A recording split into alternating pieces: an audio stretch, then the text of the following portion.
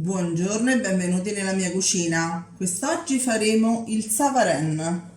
Il savarin non è altro che un babà alla francese. Ha un impasto leggermente diverso, ma assomiglia moltissimo al babà originale. Ovviamente non è la ricetta originale, ma è la ricetta che faccio io di solito in casa. Voi intanto mettete un bel like a questo video, iscrivetevi alla pagina e se vi va mettete nei commenti la città da dove ci guardate, che siamo curiosi. Noi siamo curiosi, esattamente. Allora, ci sono 3 fasi per questo savarin. La prima è fare il lievitino e per il lievitino ci vorranno 80 grammi di farina, 4 grammi di lievito secco o 12 di lievito fresco e il latte che sta intiepidendo intanto, che credo sia fatto. Assolutamente sì, eccolo qua, il latte. Quant'è di latte? Il latte sono 80 grammi anche di latte. Allora, dicevo, poi diciamo il lievitino adesso lo facciamo insieme. Poi c'è la seconda fase, aggiungere il lievitino, il restante della farina, perché in totale sono 350 grammi di farina Manitoba o una farina che abbia una carica proteica molto alta, quindi una farina molto forte, quindi 270 di farina Manitoba verranno aggiunti successivamente, più gli 80 sono 350.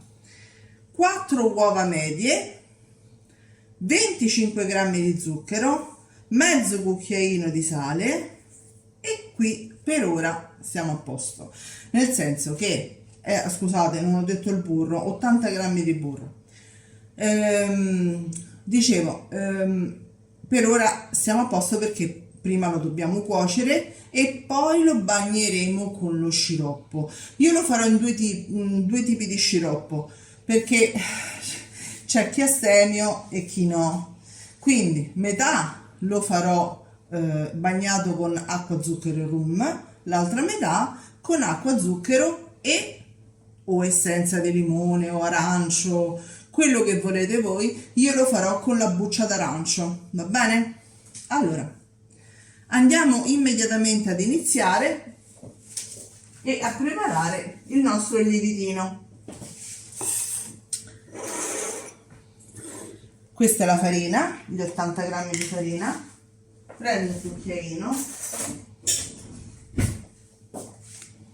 un cucchiaino, sono circa 4 grammi di lievito secco, ok?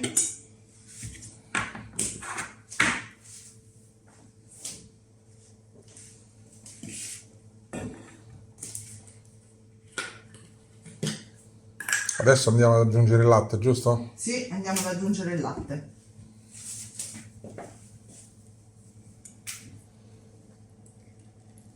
E andiamo a mescolare fino a che non vedete più grumi.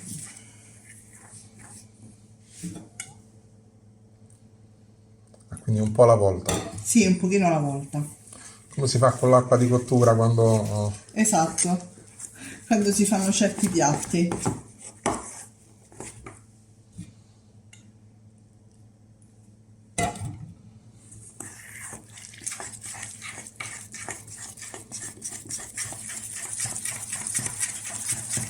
Ovviamente se lo fate d'inverno, ragazzi, i tempi di lievitazione sono più lunghi.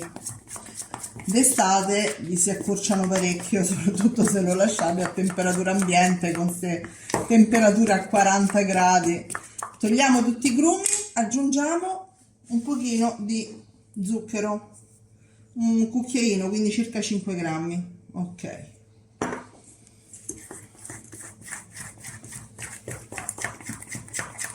Ci vediamo non appena abbiamo tolto tutti i grumi. Il nostro lievitino è pronto, eccolo qui, lo copriamo con la pellicola e aspettiamo che raddoppi almeno, o quantomeno che faccia le sue belle bollicine sulla sommità, quindi dipende dalla temperatura, circa mezz'ora, 40 minuti, va bene? Ci vediamo tra un po'. Allora, il nostro lievitino è pronto, il resto della farina, cioè 270 grammi, li ho messi dentro la planetaria. Adesso vado a mettere il nostro lievitino. Guardate, deve essere così, ok? Deve avere tutti i buchini sulla superficie e soprattutto aver raddoppiato almeno il suo volume.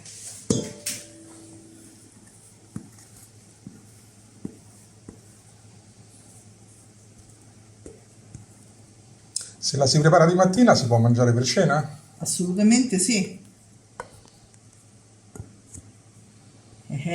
Su, c'è un pezzettino che non vuol scendere, ecco qua. Aggiungiamo anche lo zucchero e andiamo in planetaria con la foglia. Poi aggiungeremo a pezzetti il burro freddo di frigo e le uova una alla volta. Abbiamo aggiunto tutte le uova, come vi ho detto, una per volta. Adesso lo lasciamo impastare per 4-5 minuti, dopodiché andremo ad aggiungere il burro a fiocchetti, mi raccomando freddo di frigo.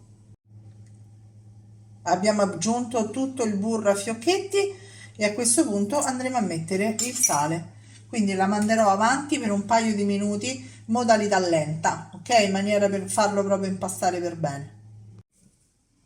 Allora, eccolo qua il nostro impasto.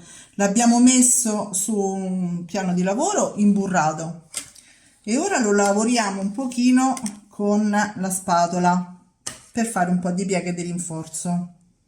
Deve essere così, guardate, lucido, elastico, leggermente appiccicoso. Lo lasciamo così per 45 minuti circa, senza nulla, così all'aria. Se volete magari con una pellicola, se per caso non so se avete degli animali, io lo farò perché ho gli animali, ho un gatto, non gli animali. E quindi poi dopo useremo uno stampo, io userò questo ma potete usare quello da budino, diametro 24 cm, leggermente imburrato. Ci vediamo dopo. Ecco qua, ci siamo. Vado a togliere la pellicola e adesso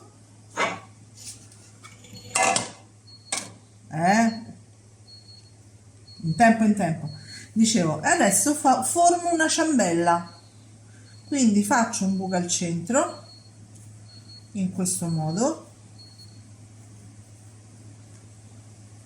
perché adesso la vado a inserire nel nostro stampo.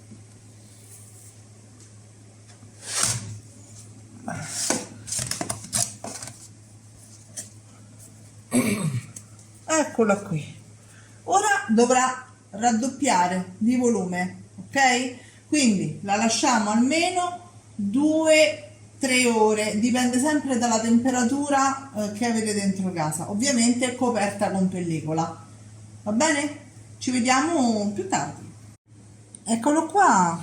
Allora, come vedete, lievitato abbastanza, ve ne accorgerete, esatto, dalle bolle che si sono formate in superficie. Ora, in forno preriscaldato, 180 gradi per mezz'ora. Se a metà cottura vedete che si sta dorando troppo, mettete sopra un foglio di carta d'alluminio. Ci vediamo dopo. Intanto che il nostro babà si raffredda, e non lo posso prendere perché è incandescente e ho appena spento il forno, prepariamo lo sciroppo come 500 g di zucchero, 1 litro d'acqua e 100 ml di rum, ok? Però il rum lo mettiamo successivamente perché io lo farò in due modi, come avevo detto, una parte con sciroppo all'arancio e l'altra con lo sciroppo con il rum. Andiamo sui fornelli. Eccolo qua, abbiamo messo scusate, lo zucchero con l'acqua. A questo punto andremo a mescolare di tanto in tanto fino a che non arriva all'ebollizione. Per chi avesse il termometro, mi raccomando, deve arrivare a una temperatura di 110 gradi, tra i 110 e i 120. Il termometro da liquidi, ok? Quindi vado a mescolare fin tanto che non inizia a bollire. Se non avete il termometro vi accorgete che è pronto lo sciroppo quando inizia a fare le bolle grandi. Ci vediamo tra un po'. Lo sciroppo è pronto, a questo punto ancora caldo, lo metto direttamente dentro alla buccia d'arancio. Poi dovrà raffreddare, dovrà intiepidire, mi raccomando. Quindi metà nella buccia d'arancio e metà nel rum. Ci vediamo dopo. Eccolo qua, guardate, guardate che meraviglia. L'abbiamo girato, logicamente. Beh, sì, certo. Adesso vi faccio dei buchini fino in fondo anche, perché così almeno lo sciroppo può penetrare meglio. Io faccio in questo modo, però solo perché le bagne sono 2, quindi di conseguenza non posso fare come si dovrebbe fare, cioè mettere il babà dentro a una ciotola e poi imbibirlo totalmente con la bagna.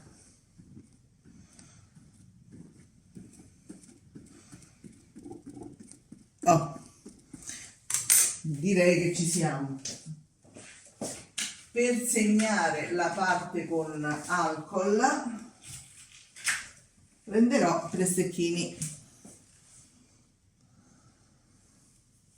C'è anche chi lo fa mettendoci la crema dentro. Come no, e anche la frutta. Una bella macedonia, in realtà è nato con la macedonia, mo diciamocelo proprio così.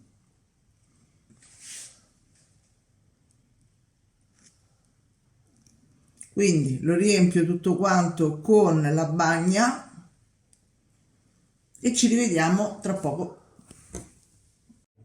È arrivato il momento del taglio. Taglio? Andiamo a tagliare. Wow, è morbidissimo, morbidissimissimo. Voilà, guardate che meraviglia, neanche è caduto un pezzetto. Fantastico. Bello, Sì. Guardate.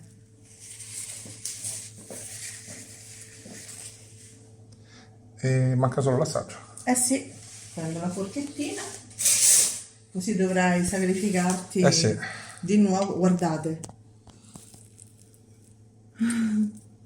è stupendo, è venuto benissimo. Vai, questo non scotta, tanto per... si vede. Ragazzi, non è un mappazzone, perché è imbevuto perfettamente. Si scioglie in bocca, Sì, veramente Ma sì. poi è venuto proprio lievitato benissimo, guarda. Che altro dire? Mi posso dire brava? Sì, Grazie. ma te lo dicono tutti. Provate a farlo e mettete un bel like a questa ricetta se vi è piaciuta. Ci vediamo alla prossima ricetta. Ciao. Ciao a tutti.